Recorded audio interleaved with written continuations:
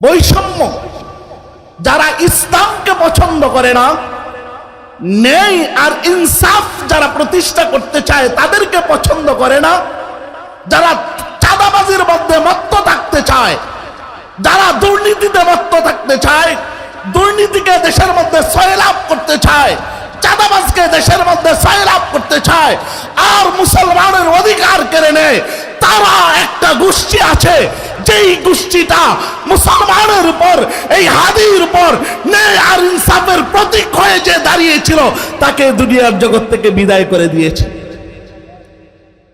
বড় আফসোস, কেন জানেন?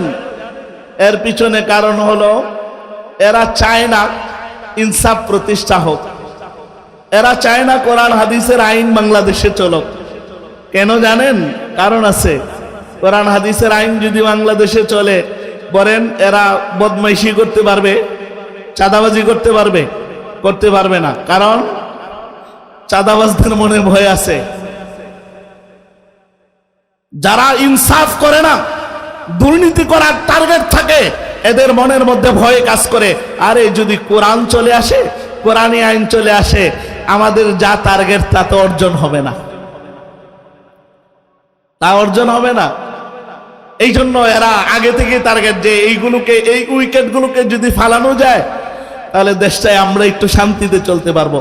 বলুন তো দেখি, আল্লাহ পাক রব্বুল আলামিন 10 নম্বর পারার 11 নম্বর পৃষ্ঠায় আল্লাহর সুস্পষ্ট বক্তব্য দিয়েছেন যে ইউরিদুনা লিইউতফিউ নূরাল্লাহ, কেউ যদি আল্লাহর বাতিকে নিভিয়ে দিতে চায়, কোরআনের আওয়াজকে বন্ধ করে দিতে চায়, ইনসাফ প্রতিষ্ঠা করার লক্ষ্যে যে যুবক দাঁড়িয়েছিল, যুবককে যখন বন্ধ করে দিতে চেয়েছিল, বলুন তো ওই ইনসাফকে প্রতিষ্ঠা করার জন্য, এই কোরআনী আইন বাস্তবায়ন করার জন্য হাজারো হাদি জন্ম নিয়েছে। এই হাদিরা আগামীতে ইসলাম প্রতিষ্ঠা করেই ছাড়বে, চেষ্টা করলে লাভ হয় না। কেন জানেন? এর পিছনে কারণ আছে। কারণ কি? আল্লাহ বলছেন ওয়াল্লাহু মুতিম্মু নূরিহি। কাফের মুশরিক বেঈমান বেদিনদের টার্গেট হলো কোরআনের আওয়াজকে কিভাবে বন্ধ করা যায়, হাদিসের আওয়াজকে কিভাবে বন্ধ করা যায়, ন্যায় আর ইনসাফের কথা যারা বলে তাদেরকে কিভাবে দমিয়ে রাখা যায়। এই জন্য তারা টার্গেট অনুযায়ী কাজ করে। এবার বলেন তো দেখি, একটা হাদিকে মারার কারণে, একটা উসমান হাদিকে মারার কারণে হাজারো যুবকের স্লোগান আসছে, আমরা সবাই হাদি হব, সবাই স্লোগান দিচ্ছে। এবার বলেন, একটা হাদিকে দুনিয়ার জগৎ থেকে চলে গেছে, একটা হাদিস শহীদ হয়ে গেছে, একটা হাদিস শহীদ হয়ে গেছে, হাজারো হাদি জন্ম নিয়েছে। যেই হাদিগুলোর টার্গেট হলো কোরআন সুন্নাহর রাজ কায়েম করবে, ইনসাফ কায়েম করবে, বৈষম্য, যারা বৈষম্য করতে চায়, যারা কোরআনকে মিটিয়ে দিতে চায়, তাদেরকে উৎখাত করেই ছাড়বে। বড় আফসোস, বড় আফসোস, এই মানুষগুলোর ধ্যান ধারণা হলো যে না, মনে হয় পারবো। অথচ আল্লাহ তাআলা 1400 বছর আগে কোরআন নাযিল করেছেন। কোরআন নাযিল করে আল্লাহ পাক রব্বুল আলামিন বক্তব্য দিয়েছেন 1400 বছর আগের আল্লাহর বক্তব্য, যে দুনিয়ার জগতের মানুষেরা, তোমরা যদি কোরআনের আওয়াজকে নিভিয়ে দিতে চাও, কোরআনের আলোকে নিভিয়ে দিতে চাও, চেষ্টা করে যেতে পারো, চেষ্টা চলতে পারে, কিন্তু মনে রাখবা কোরআনের আওয়াজকে আজ পর্যন্ত যত মানুষ চেষ্টা করেছে কেউ নিভিয়ে দিতে পারে নাই। আজের মধ্যে যারা এখনো চেষ্টা চালাচ্ছে বাংলাদেশটাকে আগের স্বৈরাচারের মতো করবে, বাংলাদেশটার মধ্যে চাঁদাবাজি আর দখলদারিত্ব করবে, সুস্পষ্ট তাদেরও বক্তব্য। তাদেরকে টার্গেট করে বলি, সাবধান, এবারের বাংলাদেশ হবে কোরআনের বাংলাদেশ। চেষ্টা করতে পারো, চেষ্টা চালাতে পারো। মুসলমানেরা শিখে গেছে, কেউ যদি জালেম হয়, জালেমরে কিভাবে নামাইতে হয় এই অধ্যায় মানুষ শিখে গেছে। বলেন জানে কি জানে না? জানে। কারণ অতীতের সবক নেওয়ার দরকার, অতীতের ইতিহাস থেকে সবক নেওয়ার দরকার। যদি অতীতের ইতিহাস থেকে সবক না নেয়, তাহলে ওই অতীতে যা তাদের অবস্থা যা হয়েছে, এখনো যারা স্বৈরাচার হবে তাদের অবস্থা ভিন্ন কোনো কিছু হবে না। তার জন্যই আমাদের প্রত্যেকটা মানুষকে যতক্ষণ পর্যন্ত আমরা ঈমানওয়ালা না হব, আল্লাহ কোরআন শরীফের মধ্যে বয়ান করছেন, ওয়ালা তাহিনু ওয়ালা তাহজানু ওয়া আনতুমুল আগলাউন। আল্লাহ বলেন মুমিনরা তো এহানতি হওয়ার কোনো কারণ নাই, পেরেশান হওয়ার কোনো কারণ নাই। বিজয় মুসলমানেরই হবে, আজ হোক কাল হোক, বিজয় কাদের হবে? মুসলমানের হবে। আর এই বিজয় হবে দেখে সর্বস্তরের মানুষের কাছে একটা স্লোগান জারি হয়েছে। এখন দেখবেন, আগে তো জয় বাংলার স্লোগান হইতো, এখন আর জয় বাংলার স্লোগান হয় না। এখন নওজওয়ানেরা, স্কুল কলেজের ছাত্ররা এবার স্লোগান শিখেছে, নারে তাকবীর আল্লাহু আকবার। দেখেন নাই, কলেজেও স্লোগান হয় নারে তাকবীর আল্লাহু আকবার, ভার্সিটিতে স্লোগান, জানাজায় গেবে এখানেও স্লোগান, সব জায়গায় স্লোগান একটা জারি হয়েছে। স্লোগানটার নাম কি? নারে তাকবীর। আপনারাও দিবেন না? ভয় পান? তাহলে আপনারাও তো বীর বাহাদুরের মতো হওয়ার দরকার। বলেন নারে তাকবীর, আরো জোরে নারে তাকবীর। ওরা দিচ্ছে, আমরাও দিচ্ছি, আমাদেরও সুর এক, যে নারে তাকবীর আল্লাহু আকবারের স্লোগান হয়েছে, চতুর্দিকে হচ্ছে নারে তাকবীর আল্লাহু আকবারের স্লোগান। এটা প্রমাণ করে আগামীর বাংলাদেশ যাদের মাধ্যমে করতে চাও, আগামীর বাংলাদেশ হবে কোরআনের বাংলাদেশ। আগামীর বাংলাদেশ সংসদ চলবে নারে তাকবীর আল্লাহু আকবারের ধ্বনিতে। তবে এইটা কাফের মুশরিক বেঈমান বেদিনরা পছন্দ করবে না। কাফের মুশরিক বেঈমান বেদিনরা চিন্তা করবে, নারে তাকবীর আল্লাহু আকবারের স্লোগান চলতে দেওয়া হবে না। কারণ নারে তাকবীর আল্লাহু আকবারের স্লোগান শুরু হইলে কাফের মুশরিক বেঈমানদের কম্পন শুরু হয়ে যায়, ভয়। কেন জানেন? এরা অতীতের ইতিহাস জানে। শাহজালাল এমানি রহমতুল্লাহ আলাইহি যখন বাংলার জমিনে আসছিলেন, আওয়াজ তার যে সহচর আওয়াজ দিয়েছিলেন, আওয়াজটার নাম কি ছিল? আল্লাহু আকবার। একবার সব পালাইতে বাধ্য হয়েছিল, তখতে তো ইস্তেরাবুদ হয়েছিল। আবারও এমন একটা স্লোগান আসবে যে স্লোগানের মাধ্যমে নারে তাকবীর আল্লাহু আকবারের স্লোগান হবে। আগের স্বৈরাচারদের মধ্যে বর্তমান যারা স্বৈরাচার আছে এদেরও পতন হয়ে যাবে, এরাও থাকতে পারবে না। এটা আমার মালিকের আগের কথা, আমার মালিক আগেই বলছেন। কিন্তু মালিকের কথাটা আমরা অনেক সময় বুঝি না, বুঝতে লেট হয়। আল্লাহ পাক রব্বুল আলামিন এই জন্যই তো বলেন, হ্যাঁ মুসলমানেরা, তোমাদের চিন্তার কোনো কারণ নাই, পেরেশানির কোনো কারণ নাই। বিজয় তো তোমাদেরই হবে, বিজয় তো তোমাদেরই হবে। এমন একটা দিন আসবে যেই দিন কোরআনুল কারীমের আওয়াজ শুধু এখানেই নয়, মাহফিলগুলোতে নয়, সংসদ থেকেও কোরআনের আওয়াজ আসবে, কেউ ফিরাতে পারবে না। কেন? কারণ এই আওয়াজটা দেওয়াবেন আমার মালিক। আর আল্লাহ যদি এই আওয়াজের ব্যবস্থা করে দেন, বলেন তো দেখি দুনিয়ার কোন শক্তি আছে যে শক্তি ফিরাইতে পারবে? পারবে না। কারণ আমার মালিক যেটা চান এইটার বিপরীত মুখী যেই হয় এ টিকতে পারে না, টিকতে পারে না। আমাদের বিশ্বাস যে কোরআনকে মাইনাস করে যারাই চলে এরাও টিকতে পারবে না। কোরআনী আইন বাস্তবায়ন হবে, এই দেশ খেলাফত প্রতিষ্ঠা হবে। এই দেশের মধ্যে খেলাফত প্রতিষ্ঠার জন্য আমাদের শাইখরা তালিম দিচ্ছেন। আজকের যিনি প্রধান অতিথি, প্রধান মেহমান, ওনাকে শাইখুত তাওহীদ বলা হয়। একত্ববাদের স্লোগান আজ পর্যন্ত আমি যতটুকু দেখেছি, আজ পর্যন্ত কোনদিন দেখি নাই বাতিলের সাথে আপোষ করতে। শুরু থেকেও দেখেছি, এখনো দেখছি গণতন্ত্র নামক কুফরি মতবাদের বিরুদ্ধাচরণ করছেন।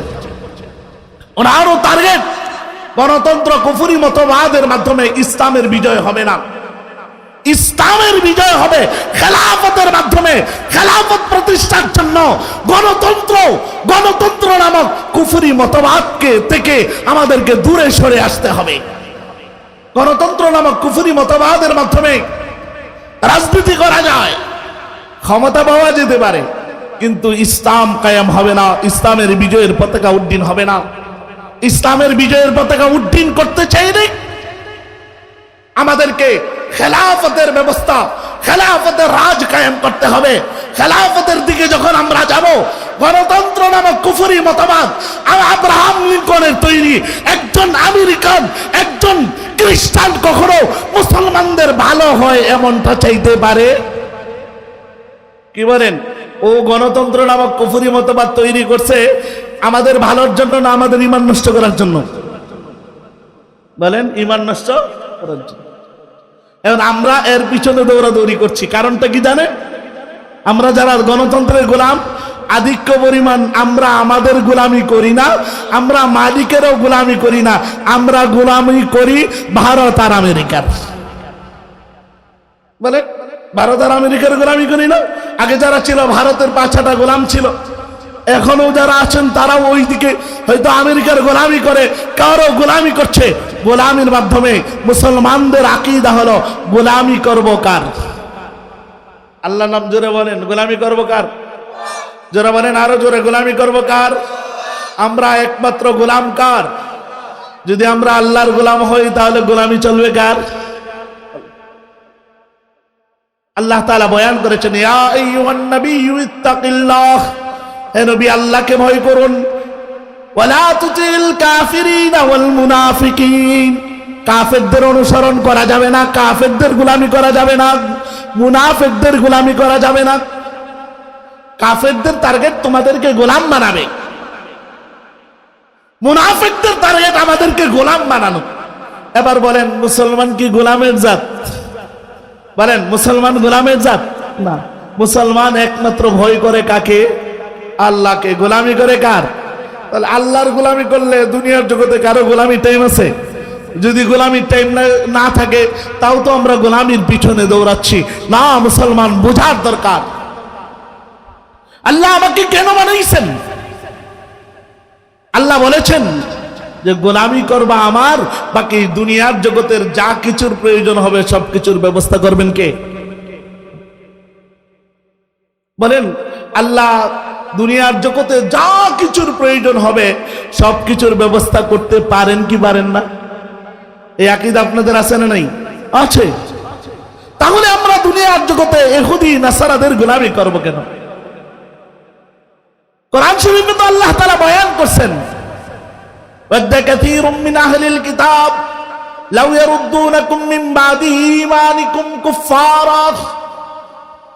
আল্লাহ বলেন, মুহাম্মদুর রাসূলুল্লাহর উপর আয়াত নাযিল করে আল্লাহ তাআলা বয়ান করেন, ও মুহাম্মদুর রাসূলুল্লাহ, ইহুদিরা তোমাদের দুষ্ট নয়। কোরআন শরীফের নয় এক আয়াত, ইয়া আইয়ুহাল্লাযীনা আমানু লা তাত্তাখিযুল ইয়াহুদা ওয়ান নাসারা আউলিয়া। ইহুদিদেরকে বন্ধু বানানো যাবে না, নাসারাদেরকে বন্ধু বানানো যাবে না। কেননা এরা, ইহুদিরা আমাদের বন্ধু নয়, নাসারা আমাদের বন্ধু নয়। এদের টার্গেট হলো, এদের হিংসা হলো আমাদের ঈমান থেকে সরায়া আমাদেরকেও কাফের বানাইতে চায়। আর আমরা মনে করি কিছু গম দে, কিছু টাকা দে, কিছু ছাগল দে, কিছু মুরগির বাচ্চা দে, আর আমরা মনে করি ওরা তো আমাদের জন্য অনেক কিছু করছে। না না না, এদের সাহায্য করার পিছনে একটা টার্গেট থাকে। সেই টার্গেট হলো ঈমানদারকে কিভাবে কাফের বানানো যায়, এই টার্গেটে এরা কাজ করে। তাই মুসলমানেরা গোলামি চলবে আল্লাহর, আল্লাহকে মাইনাস করে এই দুনিয়ার জগতে কারো গোলামি করবো না, কোন তন্ত্র আর মন্ত্রের গোলামি করব না। গোলামি চলবে আল্লাহর, আল্লাহর দ্বীনকে, আল্লাহর জমিনকে, আল্লাহর জমিনে আল্লাহর দ্বীনকে প্রতিষ্ঠা করার জন্য রক্তের প্রয়োজন হলে রক্ত দিব, তাও বাংলাদেশের মধ্যে এবার কোরআনী আইন বাস্তবায়ন করেই ছাড়ব। রাজি আছেন তো নাকি দিবেন না? আমি জিজ্ঞেস করি রক্তের মালিককে, আপনার এই জানের মালিককে? আল্লাহ। আরো জোরে বলেন কে? কুল ইন্না সলাতি ওয়া নুসুকি ওয়া মাহইয়ায়া ওয়া মামাতি লিল্লাহি রাব্বিল আলামিন। আল্লাহ পাক রব্বুল আলামিনের বক্তব্য হলো, নামাজও আমার জন্য, কোরবানিও আমার জন্য, এই যে তোমার হায়াতটা আছে ওই হায়াতও আমার জন্য, তোমার মৃত্যুও আমার জন্য, সব কিছুই আমার জন্য। বান্দা, তোমারে দুনিয়াতে পাঠাইলাম কেন জানো? যাতে করে তুমি জান্নাত কিনে আনতে পারো। এবার বলেন, সবাই জান্নাত চান কিনা? সবাই জান্নাতের দরকার আছে না নাই? কোরআনুল কারীম সূরা তাওবা 111 নম্বর আয়াতে আল্লাহ তাআলা বয়ান করছেন, ইন্নাল্লাহা ইশতারা মিনাল মুমিনিনা আনফুসাহুম ওয়া আমওয়ালাহুম বিআন্না লাহুমুল জান্নাহ। আল্লাহ বলেন, নিশ্চয়ই আল্লাহ তাআলা তোমাদেরকে দুই জিনিসের মাধ্যমে আল্লাহ তোমাদের কাছে জান্নাত বিক্রি করবেন। দুই জিনিস তোমরা দিবা আল্লাহকে, আল্লাহ তোমাদেরকে জান্নাত দিবেন। এবার বলেন, যেই দুই জিনিসের বিনিময়ে আল্লাহ আমাদের কাছে জান্নাত বিক্রি করতে চান, এই দুই জিনিস আল্লাহকে দিতে তৈরি আছেন তো? না দিয়ে কোনো উপায় নাই। ওই দুই জিনিসের মালিকও কে? এবার বলেন, আপনার জানের মালিক কে? আপনার মালের মালিক কে? তাহলে এবার বলেন, জানের মালিক যে, আমার মালের মালিক যে, তাকে দিব না অন্য কাউকে দিব? অন্য কাউকে দেওয়া যাবে? কিন্তু বড় আফসোস, মুসলমানরা অন্য কাউকে দিচ্ছে। অথচ আল্লাহ তাআলা বয়ান করছেন, ইন্নাল ইনসানা লিরাব্বিহি লাকানুদ। আল্লাহ বলেন, নিশ্চয়ই মানব জাতি বড় নিমুখ হারাম, যার নুন খায় তার গুণ গায় না। আল্লাহ পাক রব্বুল আলামিন বলেন, ও বান্দা, আমি তোমার জানও দিলাম, আমার মালও দিলাম। জানের মালিক আমি আল্লাহ, মালের মালিকও আমি আল্লাহ। কিন্তু বান্দা, ওই জানটা তুমি আমার কাছে দিতে, আমার জন্য দিতে, কোরআনের জন্য দিতে, খেলাফতের জন্য দিতে তুমি ভয় করো, অথচ একবারও ভেবে দেখলা না এই জানটার মালিককে। এই জানের মালিক যদি আমার আল্লাহ হয়, এই মালের মালিক যদি আল্লাহ হয়, তাহলে আমি দিতে কার্পণ্য করব কেন? এবার বলেন, এই জান আর মালের বিনিময়ে আল্লাহ তাআলা আমাদেরকে জান্নাত দিবেন। এবার বলেন, জান আল্লাহর রাস্তায় দিব, মাল আল্লাহর রাস্তায় দিব, জান দিয়া মাল দিয়া আমরা জান্নাত কিনবো তো ইনশাআল্লাহ? যদি কিনেন, আল্লাহ তাআলা বলেন, জান আর মাল, ইন্নাল্লাহা ইশতারা মিনাল মুমিনিনা আনফুসাহুম ওয়া আমওয়ালাহুম বিআন্না লাহুমুল জান্নাহ। জান কোথায় দিব? জান দিব কাফের, মুশরিক, বেঈমান, বেদিন, নাস্তিকদের বিরুদ্ধে যখন যুদ্ধের ডাক আসবে, নিজের জানটা কোরবানি করে দিয়ে ইসলামের বিজয়ের পতাকা উড্ডীন করার চেষ্টা করবে। আল্লাহ বলছেন, ইয়া আইয়ুহান নাবিয়্যু জাহিদিল কুফারা ওয়াল মুনাফিকিন। আল্লাহ পাক রব্বুল আলামিন তার নবীকে বয়ান করেন, ও নবী, জাহিদিল কুফারা ওয়াল মুনাফিকিন, কাফের এবং মুনাফিকদের বিরুদ্ধে জিহাদ করেন। এবার বলেন, কাফের তো আপনারা সচরাচর খুঁজে পান না। এবার বলেন, বাংলাদেশে মুনাফিক আছে না নাই? মুনাফিক নেই? বলেন, মুনাফিক আছে না নাই? হাদিস শরীফে রাসূলুল্লাহ সাল্লাল্লাহু আলাইহি ওয়াসাল্লাম বলেন, আয়াতুল মুনাফিক সালাস, মুনাফিকের আলামত তিনটা। এক নম্বর, কথা বললে মিথ্যা বলে। এক নম্বর, কথা বললে কি বলে? মিথ্যা বলে। দুই নম্বর, ওয়াদা করলে ওয়াদার খেলাফ কাজ করে। তিন নম্বর, যদি তার কাছে আমানত রাখা হয়, আমানতের খেয়ানতি করে। এবার বলেন তো দেখি, নির্বাচনের যখন সময় আসে, নির্বাচনের ভোটের যখন আমাদের প্রয়োজন হয়, এমন সময়ে আমাদের কাছে কিছু মানুষরা আসে, যেই মানুষগুলো আইসা বলে, আমাকে যদি আপনারা নির্বাচনের সময় ভোট দেন, আমি যদি পাস করতে পারি, তাহলে কখনো কোরআন বিরোধী কাজ করব না, সুন্নাহ বিরোধী কাজ করব না, আপনাদের বিরুদ্ধে কোনো কাজ করব না, সমাজ বিরোধী কোনো কাজ করব না, ইসলাম বিরোধী কাজ করব না। এরপরে যখন ক্ষমতায় যায়, তখন তাদেরকে যখন আমরা ডাকি, তাদের কাছে যখন আমরা চাই, তাদের কাছ থেকে একটা যখন সিগনেচারের প্রয়োজন হয়, টাকা ছাড়া সিগনেচার কলম লড়ে না। আছে না নাই? এবার বলেন তো দেখি, ইদা হাদ্দাসা কাযাবা, কথা বলছিল আগে যে আপনারা যখন বলবেন আপনাদের পাশে থাকবো, ভোটের সময় বলছিল আপনাদের পাশে থাকবো, যখন নির্বাচিত হয়েছে তখন তার ধারেও ভিড়া যায়। মুনাফিকের আলামত। এবার বলেন মুনাফিকদের আলামত আল্লাহ তাআলা কোরআনুল কারীমের মধ্যে অনেক বলছেন। এরা ইউখাদিউন আল্লাহ ওয়াল্লাযীনা আমানু ওয়া মা ইয়াখদাউনা ইল্লা আনফুসাহুম ওয়া মা ইয়াশউরুন। এই মুনাফিকের গোষ্ঠীগুলো আল্লাহর সাথেও গাদ্দারি করে, মুমিনদের সাথেও গাদ্দারি করে। আল্লাহর সাথে গাদ্দারি হলো ধোঁকাবাজি করে, আল্লাহর সাথেও ধোঁকাবাজি করে। আল্লাহর সাথে ধোঁকাবাজি করার পদ্ধতি হলো কোরআনুল কারীমের মধ্যে আল্লাহ তাআলা আরো আগেই জানিয়ে দিয়েছেন। এরা আল্লাহর সাথে গাদ্দারি করার অর্থ হলো এরা মসজিদে মসজিদে টুপি পরে পরে যায়, গিয়া মসজিদের মাইকে যখন বয়ান শেষ হয় দুই চারটা কথা বলে, যেই কথা বলে একবারে মনে হয় এর চেয়ে সুফি আর নাই। মনে রাখতে হবে যদি এরা এই কাজগুলো করে তাহলে ওইখানে গিয়ে আল্লাহর সাথেও ধোঁকাবাজি করে। নামাজের নাম দিয়া, নামাজ তো পড়েই না, নামাজের নাম দিয়া যায় কি যায় না? যায়। আল্লাহ পাক রব্বুল আলামিন বলেন, ইয়া আইয়ুহান নাবিয়্যু জাহিদিল কুফফারা ওয়াল মুনাফিকিন। কাফেরদের বিরুদ্ধে যুদ্ধ, আর হলো মুনাফিকের বিরুদ্ধে আমাদেরকে যুদ্ধ করতে হবে। এই জন্য আমাদের প্রত্যেকটা কাজে